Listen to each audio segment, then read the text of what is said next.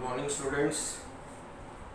आप लोगों को ध्यान में होगा लास्ट लेक्चर में हमने चैप्टर नंबर 9 स्टार्ट किया था, डिपॉजिटरी सिस्टम। उसका रिव्यू देने से पहले सबसे पहले तो आपको नवरात्रि की विशेष, कल दशहरा है तो हैप्पी दशहरा इन एडवांस। आप लेक्चर आज देखेंगे, कल देखेंगे, जब कभी भी देखेंगे तो आपको दशहरा की बहुत बहुत शुभकामनाएं। अब आप अपनी सेहत का अच्छा ख्याल रख रहे होंगे, घर में रह रहे होंगे और ज़रूरत पड़ने पर ही बाहर जा रहे होंगे और मास्क लगा के जा रहे होंगे। सो हम लोग आ जाते हैं चैप्टर नंबर 9 पर, and that is depository system. Just a minute.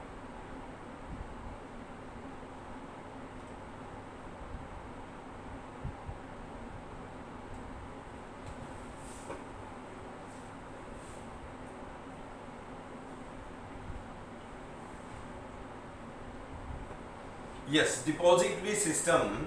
Introduction में मैं आपको याद करा दूं कि 1996 से पहले, मैंने आपसे कहा था 1996 से पहले इंडियन स्टॉक मार्केट में बहुत सारी समस्याएं थी। इफ यू रिमेंबर, प्रायर या बिफोर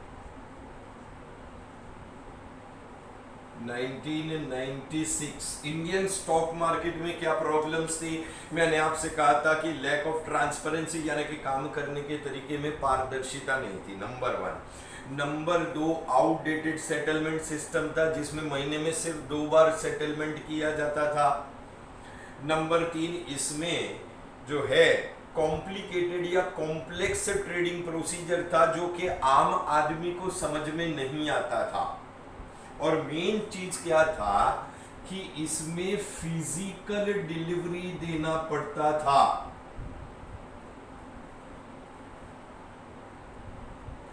यानी कि कागज के शेयर सर्टिफिकेट हुआ करते थे।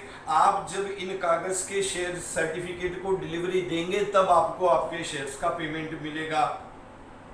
अब फिजिकल डिलीवरी की अपनी समस्याएं थी। मैंने आपसे कहा था कि इन फिजिकल डिलीवरी में बैड डिलीवरीज का प्रॉब्लम होता है। बैड डिलीवरी के प्रॉब्लम के अलावा शेयर सर्टिफिकेट गुम हो जाने का डर रहता है, शेयर सर्टिफिकेट के मिसयूज हो जाने का डर रहता है, शेयर सर्टिफिकेट फट जाने का डर रहता है, इसमें डिले इन ट्रांसफर होता है। यानी उस समय में कागज के जो शेयर सर्टिफिकेट हुआ करते थे, ट्रांसफरर और ट्रांसफरी दोनों ट्रांसफर फॉर्म फिलअप करके जाके कंपनी में सबमिट करेंगे। 1.5 से 2 महीने का वक्त लग जाता था ट्रांसफर करने में। पेमेंट भी देरी से मिलता था, ट्रांसफर भी देरी से होता था। ये सारी समस्याएं जुड़ी हुई थी फिजिकल डिलीवरी से, और ये सारा प्रॉब्लम था बिफोर 1996। इन प्रॉब्लम्स को सुलझाने के लिए भारत सरकार ने 1996 में एक कानून पास किया। उस कानून का नाम है द डिपॉजिटरी एक्ट 1996। इस कानून के मुताबिक डिपॉजिटरी सिस्टम को इस्टेब्लिश किया गया। यह डिपॉजिटरी सिस्टम बेहद मॉडर्न है, फुल्ली ऑटोमेटिक सिस्टम है, इलेक्ट्रॉनिक सिस्टम है, और इस इलेक्ट्रॉनिक सिस्टम ने रिप्लेस कर दिया आउटडेटेड सिस्टम ऑफ सेटलमेंट को। अब ये डिपॉजिटरी सिस्टम जो है, it is electronic and modern system. ये इलेक्ट्रॉनिक और मॉडर्न सिस्टम जो है पूरी तरीके से कंप्यूटराइज्ड है और ये चलता है इंटरनेट की मदद से। इसमें जो भी शेयर्स में इन्वेस्ट करने वाला इन्वेस्टर है उसे एक डीमैट अकाउंट खोलना होता है। He must have a demat account. इस डीमैट अकाउंट में उसके जो भी शेयर्स या डिबेंचर्स हैं वो इलेक्ट्रॉनिक मोड में होंगे।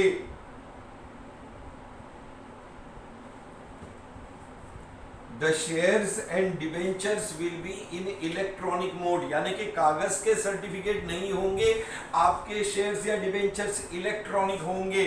और उन इलेक्ट्रॉनिक शेयर्स को होल्ड करने के लिए आपके पास एक डीमैट अकाउंट होगा। ये डीमैट अकाउंट किसके पास खुलवाना पड़ेगा? ये डीमैट अकाउंट खुलवाना पड़ेगा डिपॉजिटरी के पास।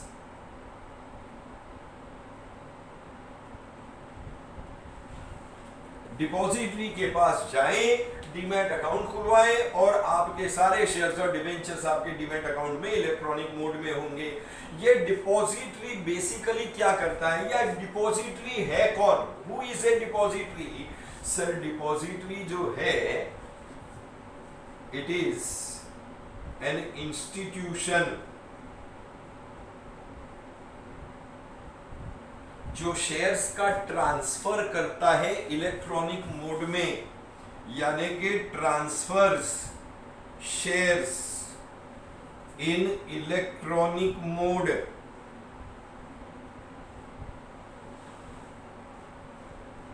Transverse shares in electronic mode. मैंने आपको लास्ट लेक्चर में कहा था कि जिस तरह से मैं बैंक में अकाउंट खोलता हूं और अपने सारे कागज के पैसे अपने बैंक अकाउंट में जमा कर देता हूं, उसी तरीके से मैं डिपॉजिटरी के पास जाऊंगा, एक डीमैट अकाउंट खोलूंगा और अपने सारे कागज के शेयर्स उसमें जमा कर दूंगा, तो वो शेयर्स या डिबेंचर्स इलेक्ट्रॉनिक मोड में हो जाएंगे। फिर उनको आसानी से ट्रांसफर किया जा सकता है।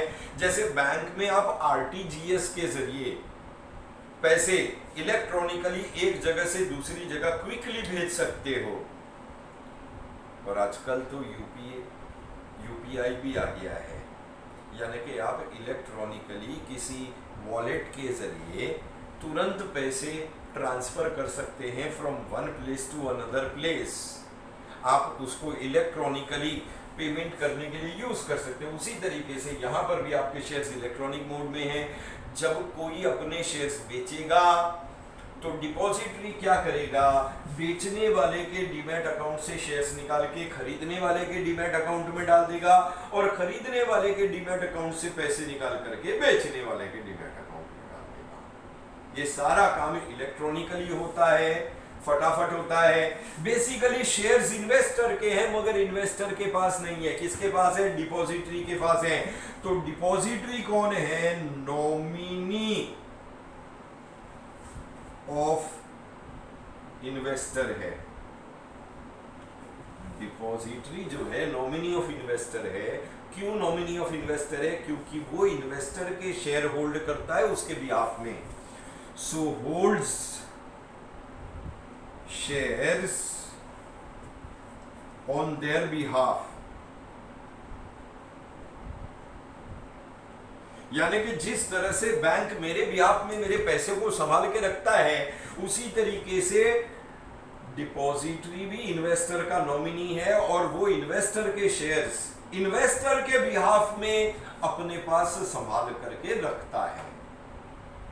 फटाफट ट्रांसफर हो जाता है, फटाफट ट्रांसफर होने की वजह से फटाफट पेमेंट मिल जाता है। डीमैट अकाउंट होने की वजह से और शेयर्स इलेक्ट्रॉनिक मोड होने की वजह से 1996 से पहले फिजिकल डिलीवरी की जितनी भी प्रॉब्लम्स थी वो सारी प्रॉब्लम्स सॉल्व हो गई। बैड डिलीवरी का प्रॉब्लम सॉल्व हो गया, शेयर्स क्विकली ट्रांसफर हो जाते हैं। मेरा डीमैट अकाउंट पासवर्ड प्रोटेक्टेड है, इसलिए कोई उस अकाउंट को मिसयूज नहीं कर सकता है, कोई फ्रॉड नहीं, कोई फोर्जरी नहीं, कोई प्रॉब्लम नहीं। क्विक ट्रांसफर ऑफ शेयर्स और क्विक ट्रांसफर के साथ साथ क्विक पेमेंट रिसीव हो जाता है। यानी कि पहले ओल्ड जो सिस्टम था उसमें महीने में 2 बार ट्रांजैक्शंस किए जाते, सेटल किए जाते थे। अब 2 बार ट्रांजैक्शन सेटल करने का मतलब है कि मैंने लास्ट लेक्चर में आपको बताया था 15 से 20 दिन का वक्त लग जाता था पेमेंट मिलने में। अब क्या है? अब ऐसा है कि लेस देन ए वीक में, हार्डली 3 से 4 दिन के अंदर मुझे मेरे शेयर्स के पैसे मिल जाते हैं, अगर मैंने अपने शेयर्स बेचे हैं। So that is the meaning of depository. अब इंडिया में दो डिपॉजिटरीज है, there are two depositories in India. एक है NSDL और दूसरे का नाम है CDSL। NSDL का मतलब है नेशनल सिक्योरिटीज डिपॉजिटरी लिमिटेड। इसको शुरू किया गया 1996 में। CDSL का मतलब है central depository services India limited. इसको स्टार्ट किया गया 1999 में। दो डिपॉजिटरी है लेकिन पूरा सिस्टम सेंट्रलाइज्ड है, पूरा सिस्टम। अब जैसे रेलवेज कंप्यूटर से टिकट्स इशू करते हैं, आप इंडिया में किसी भी स्टेशन से किसी भी स्टेशन तक का कोई भी ट्रेन का टिकट कहीं से भी ले सकते हो, पूरा सिस्टम सेंट्रलाइज्ड है। सो that is what is you can say depository. दो डिपॉजिटरीज है। अब एक शॉर्ट आंसर के रूप में आपको यहां तक तकरीबन हमने जो इंट्रोडक्शन में डिस्कस किया और जो मीनिंग में डिस्कस किया वो आपको ऑब्जेक्टिव्स के रूप में पूछा जा सकता है। शॉर्ट आंसर के रूप में ये चैप्टर आपको लास्ट लेक्चर में बता दिया था। It starts from page number 127। Page 127 से स्टार्ट होता है और ये शॉर्ट आंसर है इंपॉर्टेंस ऑफ डिपॉजिटरी। ये आपको मिलेगा ऑन पेज 128। पेज 128 पे importance of depository system short answer के रूप में पूछा जा सकता है। तो उसके लिए हमने तकरीबन 8 पॉइंट लिए हैं, that are more than sufficient. See depository का इंपॉर्टेंस जो है it can be classified into two parts. One is benefits to investors and the other is benefits to companies. Depository का महत्व इस बात से आता है कि उसके बेनिफिट्स या एडवांटेजेस मिलते हैं इन्वेस्टर को एज वेल एज कंपनी को, दोनों को। और क्योंकि उसके बेनिफिट या एडवांटेजेस हैं और इसीलिए डिपॉजिटरी का महत्व है, इंपॉर्टेंस है। What are the benefits to the investor? पहले हम बात करते हैं कि भाई डिपॉजिटरी का इन्वेस्टर को क्या बेनिफिट है, क्या फायदा है। First thing, elimination of risk. सी 1996 से पहले फिजिकल डिलीवरी हुआ करती थी शेयर्स की। शेयर्स की फिजिकल डिलीवरी में पहला प्रॉब्लम था बैड डिलीवरी का। बैड डिलीवरी किसको कहते हैं? जब बेचने वाला शेयर्स देने से मना कर दे या खरीदने वाला लेने से मना कर दे, तो that is bad delivery. Bad delivery की प्रॉब्लम सॉल्व हो गई। क्यों? क्योंकि अब ना तो बेचने वाले के पास शेयर है ना खरीदने वाले के पास। सारा काम कौन संभाल रहा है? डिपॉजिटरी संभाल रहा है। खरीदने वाले का भी डीमैट अकाउंट डिपॉजिटरी के पास है, बेचने वाले का भी डीमैट अकाउंट है। अब जैसे ही कोई ट्रांजैक्शन होता है, डिपॉजिटरी सीधा बेचने वाले के अकाउंट से शेयर्स निकाल करके खरीदने वाले के अकाउंट में डाल देता है, यानी कि बैड डिलीवरी का प्रॉब्लम सॉल्व हो गया। डीमैट अकाउंट पासवर्ड प्रोटेक्टेड है और पासवर्ड प्रोटेक्टेड की वजह से कोई फ्रॉड का चांस नहीं है, कोई फोर्जरी का चांस नहीं है, शेयर सर्टिफिकेट गुम होने का। So there is elimination of risk. Demat account के जरिए अगर मैं शेयर्स और डिबेंचर्स का बाइंग एंड सेलिंग करता हूं तो इसमें रिस्क बेहद कम है। No fraud, no forgery, no loss of share certificate, कुछ नहीं। नंबर 2 है सेफ्टी। अब सेफ्टी का कैसा है कि डीमैट अकाउंट पासवर्ड प्रोटेक्टेड है, मेरे अलावा कोई और मेरे अकाउंट को जो है छेड़छाड़ नहीं कर सकता। That is number 1। नंबर 2, अगर लंबे समय के लिए मैं ट्रेडिंग नहीं कर रहा हूं तो मैं अपने डीमैट अकाउंट को फ्रीज कर दूंगा या मैं अपने डीमैट अकाउंट को लॉक कर दूंगा। जिसकी वजह से मेरे शेयर्स उस अकाउंट में सुरक्षित रहेंगे, यानी कि सेफ्टी रहेगी मेरे इन्वेस्टमेंट की। नंबर 3 है easy transfer of shares. See, WhatsApp के ऊपर जितनी आसानी से मैसेज भेजा जा सकता है उतनी ही आसानी से डिपॉजिटरी सिस्टम में शेयर्स का ट्रांसफर हो जाता है। मान लीजिए मैंने शेयर्स बेचा और आपने शेयर खरीदा, मेरा भी डीमैट अकाउंट है डिपॉजिटरी के पास, आपका भी डीमैट अकाउंट है डिपॉजिटरी के पास। डिपॉजिटरी क्या करेगा, मेरे डीमैट अकाउंट से शेयर्स निकाल के आपके डीमैट अकाउंट में डाल देगा, आपके डीमैट अकाउंट से पैसे निकाल करके मेरे डीमैट अकाउंट में डाल देगा, और ये काम सेम डे हो जाता है। यानी कि आज अगर मैंने शेयर्स बेचे तो आज के आज मेरे अकाउंट से आपके डीमैट अकाउंट में शेयर्स आ जाएंगे, और आपके अकाउंट से उन शेयर्स के पैसे आज नहीं तो मैक्सिमम कल मेरे अकाउंट में आ जाएंगे। सो that is easy transfer of shares. और नंबर 4 है नॉमिनेशन फैसिलिटी। नॉमिनेशन फैसिलिटी का मतलब है कि जिस इन्वेस्टर ने डिपॉजिटरी के पास डीमैट अकाउंट खोला है उसका डीमैट अकाउंट तो पासवर्ड प्रोटेक्टेड है। भाई मान लो अगर उस इन्वेस्टर को कुछ हो गया, हार्ट अटैक आया, उसका एक्सीडेंट हो गया, सडनली उसकी डेथ हो गई, तो सर फिर उसके शेयर्स क्या होंगे, क्योंकि वो तो पासवर्ड के साथ में है, वो तो लॉक हो गए। वेल, नॉमिनेशन की फैसिलिटी अवेलेबल है, यानी कि इन्वेस्टर अपना नॉमिनी अपॉइंट कर सकता है। नॉमिनी का मतलब होता है वारिस, यानी कि इन केस अगर इन्वेस्टर की सडनली डेथ हो गई, एक्सीडेंट हो गया, तो डिपॉजिटरी क्या करेगा, इन्वेस्टर के जो भी शेयर्स हैं वो उसके वारिस के नाम पर यानी कि नॉमिनी के नाम पर ट्रांसफर हो जाएंगे। सो दैट इज नॉमिनेशन फैसिलिटी। ये तो है बेनिफिट टू द इन्वेस्टर। अब बात करते हैं बेनिफिट टू कंपनीज की। भाई कंपनी को क्या फायदा है? सर कंपनी को सबसे पहला फायदा है अप टू डेट इंफॉर्मेशन। 1996 से पहले फिजिकल डिलीवरी हुआ करती थी। मैंने आपको ट्रांसफर फॉर्म दिखाया था, ट्रांसफर फॉर्म फिलअप करके साइन करता था, ट्रांसफरी को सर्टिफिकेट के साथ हैंड ओवर कर देता था। अब ट्रांसफरी अगर इन शेयर्स को अपने नाम पर नहीं कराए तो कंपनी को पता ही नहीं चलता था। ब्लैंक ट्रांसफर के केस में एक से दूसरे, दूसरे से तीसरे, कंपनी को मालूम ही नहीं पड़ता था कि रियल शेयर होल्डर कौन है। अब क्या हो गया कि डिपॉजिटरी सिस्टम में जैसे ही कोई शेयर्स बेचता है तुरंत वो शेयर्स ट्रांसफर हो जाते हैं खरीदने वाले के अकाउंट में।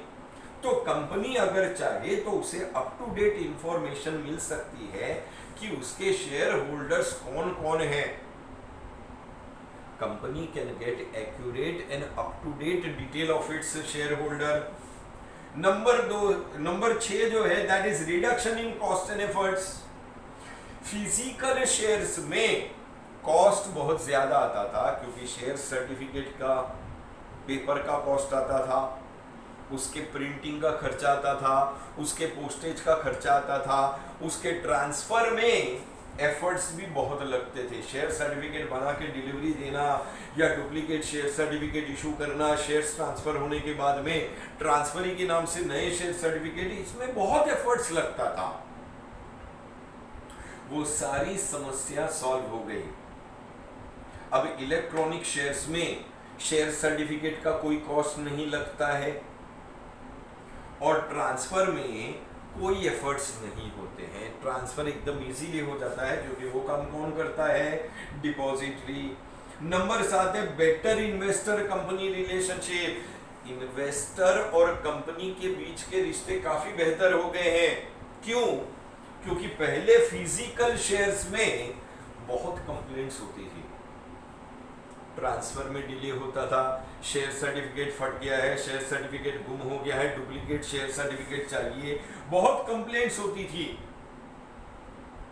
अब इलेक्ट्रॉनिक शेयर्स हैं, न फटते हैं, न गुम होते हैं, न चोरी होते हैं, कोई डैमेज नहीं होता है, क्विकली ट्रांसफर हो जाते हैं। तो इन्वेस्टर्स की कंप्लेंट्स बहुत कम हो गई। और क्योंकि कंप्लेंट्स कम हो गई, therefore that is better investor company relationship. और लास्ट जो है that is international investment. Physical में शेयर्स को ट्रांसफर करने में 1.5 से 2 महीने का वक्त लगता था, इसलिए फॉरेन इन्वेस्टर इंडिया में इन्वेस्ट नहीं करना चाहता था। अब इंडिया का सिस्टम जो है वो भी इलेक्ट्रॉनिक हो गया है। इलेक्ट्रॉनिक होने के साथ साथ ये मॉडर्न सिस्टम है जिसमें शेयर्स बेहद फटाफट ट्रांसफर होते हैं। और क्योंकि शेयर्स क्विकली ट्रांसफर हो रहे हैं, इसलिए फॉरेन इंस्टीट्यूशनल इन्वेस्टर भी इंडियन स्टॉक मार्केट में पैसा लगा रहे हैं। सो फॉरेन इन्वेस्टर्स जब इंडियन मार्केट में पैसा लगाते हैं तो वो अपने साथ अपने इन्वेस्टमेंट का पैसा डॉलर में लेके आते हैं, यानी कि इसमें भारत सरकार को फॉरेन करेंसी या फॉरेन एक्सचेंज की अर्निंग होती है। विदेशी इन्वेस्टर आएगा, अपने साथ विदेशी करेंसी लेके आएगा और इंडिया में इन्वेस्ट करेगा, तो इंडिया को इन्वेस्टमेंट भी मिलता है और फॉरेन एक्सचेंज यानी कि फॉरेन करेंसी भी मिलती है। That is international investment. These are the benefits. Okay, अब एक लास्ट चीज रह गई है, that is constituents of depository system. ठीक है, एंड कुछ कॉन्सेप्ट्स हैं वो फटाफट जरा सा कर लेते हैं। वो ऑब्जेक्टिव्स के लिए आपको पूछे जा सकते हैं। So just give me a moment.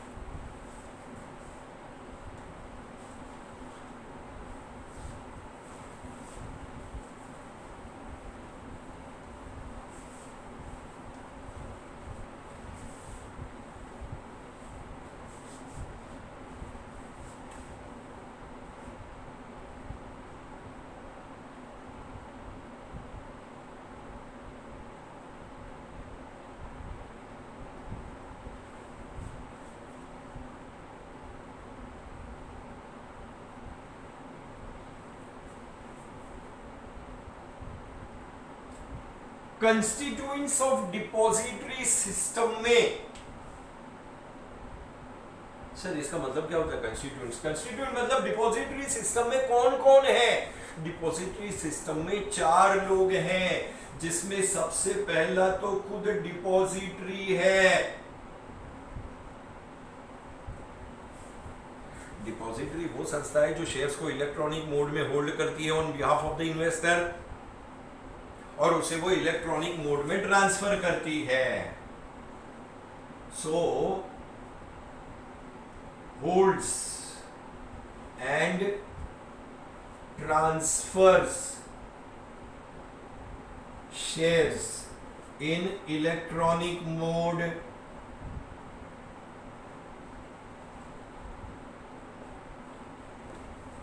ये किधर मिलेगा आपको? You will get on page number 129। Depository मेन संस्था है जिसके पास सभी इन्वेस्टर्स के डीमैट अकाउंट है, बराबर है। सो लाइक बेसिकली ये शेयर्स को होल्ड करता है और ट्रांसफर करता है इलेक्ट्रॉनिक मोड में। इंडिया में मैंने आपको बताया 2 डिपॉजिटरी है, एक है NSDL यानी कि नेशनल सिक्योरिटीज डिपॉजिटरी लिमिटेड और दूसरी का नाम है CDSL यानी कि central depository services India limited. इनके पास आप जाएं और डीमैट अकाउंट खुलवाएं, बराबर है। So like you can open demat account, बराबर है। ये डिपॉजिटरी डीमैट अकाउंट होल्ड करती है ऑफ इन्वेस्टर्स, लेकिन ये 2 डिपॉजिटरी भारत के हर कोने में नहीं पहुंच सकती है। 2 depositories cannot reach each and every. India is a big country. तकरीबन 7,000 के आसपास तो छोटे बड़े शहर हैं और 6.5 लाख गांव हैं। इन्वेस्टर कहीं पर भी हो सकता है। क्या ये 2 डिपॉजिटरी के बस की बात है कि ये हर जगह पहुंचे, नहीं पहुंच सकते सर। इसलिए इन्होंने क्या किया, हर एक इन्वेस्टर तक पहुंचने के लिए हर गांव में, हर शहर में अपने एजेंट अपॉइंट करके रखे हैं। और उस एजेंट को हम क्या कहते हैं, डिपॉजिटरी पार्टिसिपेंट, यानी कि डीपी। डिपॉजिटरी सिस्टम में सबसे पहले कौन है, डिपॉजिटरी। उसके बाद में कौन है, डिपॉजिटरी पार्टिसिपेंट। डिपॉजिटरी पार्टिसिपेंट कौन है sir, depository participant is the agent of depository. क्योंकि डिपॉजिटरी हर जगह नहीं पहुंच सकता, इसलिए उसने अलग अलग शहरों में डिपॉजिटरी पार्टिसिपेंट को एजेंट के रूप में, जैसे एलआईसी हर एक ग्राहक तक नहीं पहुंच सकती, इसलिए एलआईसी ने अपने एजेंट्स बना करके रखे हैं। ये एजेंट्स ग्राहक को कांटेक्ट करते हैं, अपनी पॉलिसीज बेचते हैं। उसी तरीके से डिपॉजिटरी पार्टिसिपेंट एजेंट है डिपॉजिटरी का। ये बेसिकली ये मिडलमैन या इंटरमीडियरी है। इंटरमीडियरी का मतलब होता है मिडलमैन।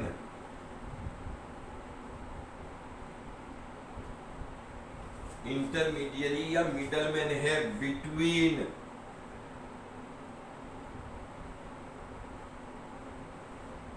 एक तरफ में डिपॉजिटरी है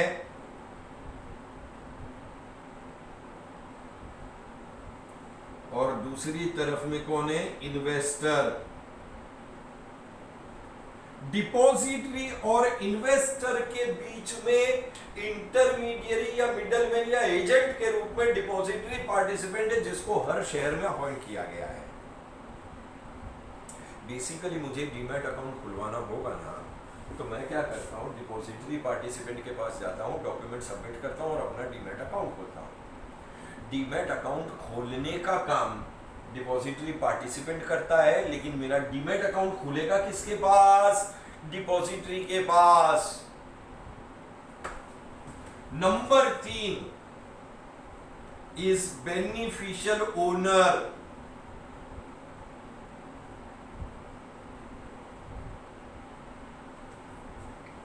बीओ। बेनिफिशियल ओनर एकदम सिंपल शब्दों में बताऊं तो बेसिकली ये इन्वेस्टर है, जिसने डिपॉजिटरी के पास अपना डीमैट अकाउंट खोला है और अपने शेयर्स या डिबेंचर्स उस अकाउंट में रखे हैं। So beneficial owner is the investor, he is the demat account holder. ये डीमैट अकाउंट होल्डर है, इसके शेयर्स या डिबेंचर्स डिपॉजिटरी के पास डीमैट अकाउंट में रखे हुए हैं। इन्वेस्टर है, ये इन्वेस्टर शेयर होल्डर भी हो सकता है, डिबेंचर होल्डर भी हो सकता है। और लास्ट नंबर 4 आता है इशूअर कंपनी। इशूअर कंपनी कौन है, इशूअर कंपनी वो है जिसने शेयर्स इशू किए हैं और इन्वेस्टर ने खरीदे हैं। Company which has issued shares, company which has issued shares, that is issuer company. So that is constituents of depository system. Okay, आज का लेक्चर यहीं पर खत्म करते हैं। थोड़ा सा बच गया है, उसको नेक्स्ट लेक्चर में फिनिश ऑफ करके and then we will start with new chapter in the next lecture. तब तक के लिए खुद का ख्याल रखेंगे। Stay home, stay safe. Thank you very much.